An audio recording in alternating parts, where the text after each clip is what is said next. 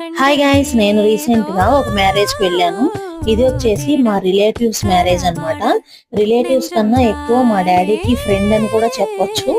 వాళ్ళిద్దరూ చాలా ఫ్రెండ్స్ తర్వాతే రిలేటివ్స్ అని చెప్పారు నాకు ఆ మామయ్య, అంటే పెళ్లి కొడుకు వాళ్ళ ఫాదర్ అన్నమాట.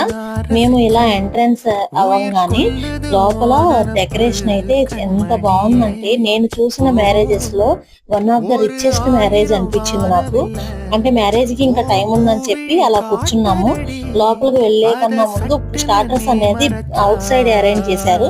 సరే స్టార్టర్స్ అన్నా తిందామని చెప్పి అలా కొంతసేపు కూర్చున్న తర్వాత బయటికి వెళ్లి స్టార్టర్స్ కూడా ఎంజాయ్ చేసాము.